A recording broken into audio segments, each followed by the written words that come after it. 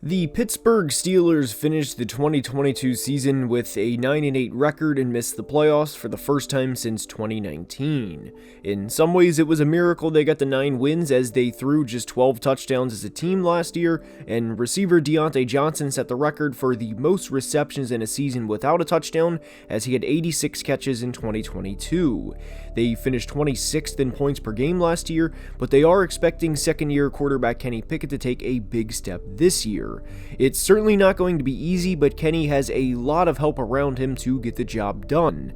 And a lot of the Steelers' 2023 success is going to rely on the play of Kenny Pickett, both good and bad. This team is tough as nails, and when you play the Pittsburgh Steelers for 4 quarters, you know you're getting a hard-fought game that, more often than not, will go down to the wire.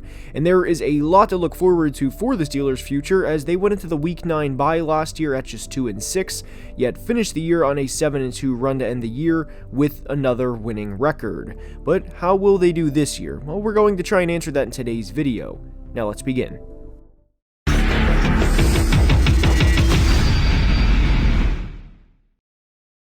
And we are starting the Steelers preview by discussing what must happen for the Steelers to succeed in 2023, and it is to put up more points than what they did last year, and consistently. And I know that's a very obvious statement, but to give you an idea of how bad the Steelers offense was at times, there were 5 games where the Steelers allowed 24 or more points in 2022, and they were 0-5 in those games with 3 double-digit losses, the worst of course being the 38-3 loss in Buffalo. But for any offense to have 12 out of 17 games where you only have to put up 24 points to get a win is something every team wished they could say was the reality for them in 2022. And while it may not be the exact same this year, you can make a reasonable assumption that the Steelers' defense is going to be good again. And the standard is the standard for a reason. And yes, the Steelers' offense at times was anemic during the 2022 season, shout out offensive coordinator Matt Canada, but one thing the Steelers did after the bye, and one thing they did really well, was take good care of the football. And in the 9 games after the bye, they only had 5 turnovers in 9 games. And a lot of football, or at least winning football, is taking advantages of opportunities and taking advantage of other teams' mistakes. And when you don't make a lot of mistakes, such as coughing up the football or throwing a bad interception, that naturally is going to increase your chances of winning a game by a substantial amount. And in those final 9 games, the Steelers had a turnover margin of +8 compared to the turnover margin of -4 in their first 8 games. And within those first 8 games were 2 3-interception games from Kenny Pickett, and granted he may have a bad game or 2 this year, but it's not a coincidence he didn't have a third 3-interception game after the bye week. And with Pittsburgh, the one thing you can never do is count these guys out, because last year when they were 2-6 and everything was going bad for them as they were coming off of a 22-point loss in Philly, they did not panic.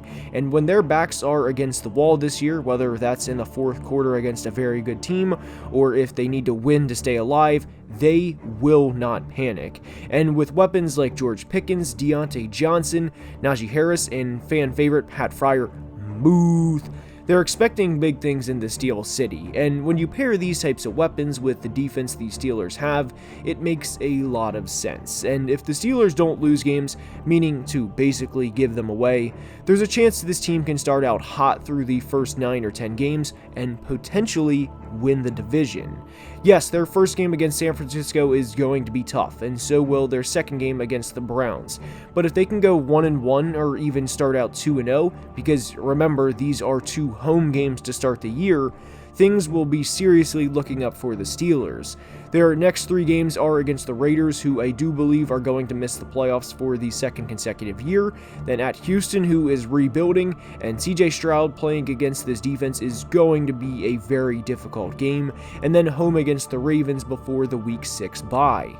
I'm not getting ahead of myself and declaring they will start 5-0, but you can talk yourself into believing the Steelers can start out 4-1, and after the bye, they have games against the Rams, Jags, Titans, and Packers, and they can win all of them. Will they is to be determined, but this is not a bad start to the schedule by any means. But they cannot afford to have any slip-up games during this stretch, especially if they are to make the playoffs for the third time in 4 years.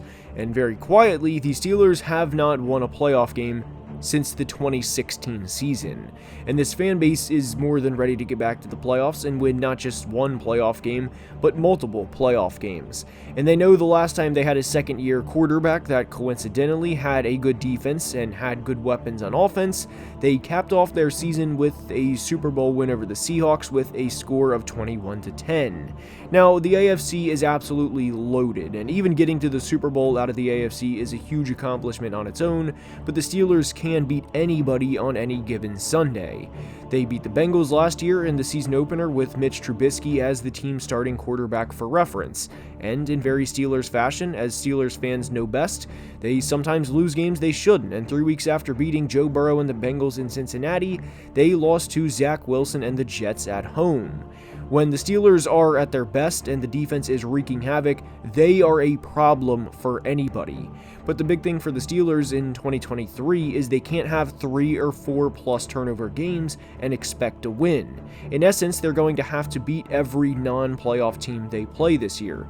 They can't drop 3 straight games to the Patriots, Browns, and Jets, all teams that missed the playoffs last year, and expect to take that next step the way the Yinzers expect to with Kenny this year. And I don't want it to be a secret that I am a Kenny Pickett believer, and despite him only throwing 7 touchdowns in his rookie season, I do think he will take a pretty big leap this year. I think Kenny will be right around 4,000 yards with 24 touchdowns to 10 or 11 interceptions. And within that projection, I do think George Pickens takes a step too, as in his rookie year he went for just over 800 yards, and there were 7 games last year where Pickens had 4 targets or less. And generally speaking, there is no reason for that to happen this year. He is way too talented of a player to have just 4 targets in a game, even with as many playmakers as the Steelers have on their offense. And for George, I think he'll go for over 1,000 yards this year, and the Pickett to Pickens connection is something we're going to be seeing for a long time. And one part of the Steelers offense that should be improved this year is the left tackle play. They drafted Broderick Jones in the first round from Georgia, and I do think he will go through his share of growing pains like most NFL linemen do, but as long as he doesn't give up 48 pressures and 7 sacks like former starting left tackle Dan Moore did in his rookie year, or even 39 pressures and 7 sacks like he did last year, it will be an improvement. And hopefully along with that will come better rushing statistics as a team. The Steelers finished 10th in the NFL in carries last year and finished 16th as a team in rushing yards, and anytime there's that big of a difference between how many times you rush the football and where you end up in yards from running the football, that says a lot about your offensive line. Najee Harris hasn't exactly been a great player since being drafted in the first round back in 2021, and it is due in some part to the offensive line. Not to say he's been a bad player, of course, because he hasn't, but Najee hasn't exactly lived up to being a first round running back either. But for where the offense struggles, the defense certainly does not, and they are a very good unit, and it is of course led by the 2021 Defensive Player of the Year award winner in TJ Watt. And opposite of TJ Watt is one of the more underrated players in the NFL in Alex Highsmith, who just signed a $68 million contract extension after having a 14.5 sack season this past year, along with 5 forced fumbles. And if both of these guys stay healthy for all 17 games, along with the now 6-time Pro Bowler in Cameron Hayward, this is without a doubt one of the most feared pass rushing units in all of football. And while these guys probably won't do too much in the stat sheet, 2022 third round pick DeMarvin Leal and this year's second round pick in Keanu Benton are certainly guys to pay attention to in the long run. But with a healthy Highsmith, Watt, and Hayward, it's not unreasonable to think the Steelers could have 3 players with 10 plus sacks. And you may be thinking the Hayward one is a reach, but he's cleared 10 sacks now in back-to-back seasons. And while Highsmith is a very good player in his own right, playing opposite of TJ Watt benefits anybody, and I would be very surprised if Alex doesn't get double-digit sacks in back-to-back years. And both Alex being a very good player, while simultaneously benefiting from playing opposite of TJ, can be true, and both are true in this case. But the Steelers also had one of the more quiet free agent signings in linebacker Cole Holcomb, who came over from the Washington Commanders. Cole is a tackle machine and should benefit nicely from playing behind these guys, and especially Cam and Keanu. The Steelers finished 10th in points allowed per game last year, and if they can control the ball a little longer offensively this year per possession, that should improve by default. And for a team to finish top 10 in points allowed per game while having the 26th ranked offense in points per game, that is nothing short of impressive. And the secondary for Pittsburgh is, of course, led by the three-time first-team All-Pro player in Minkah Fitzpatrick, who is coming off of a year in which he co-led the league in interceptions with 6. And teams could not get into the end zone last year running the football against Pittsburgh, as they allowed just 7 rushing touchdowns in all of 2022, which was the best in the league, but allowed 29 passing touchdowns, which was 28th best in the league.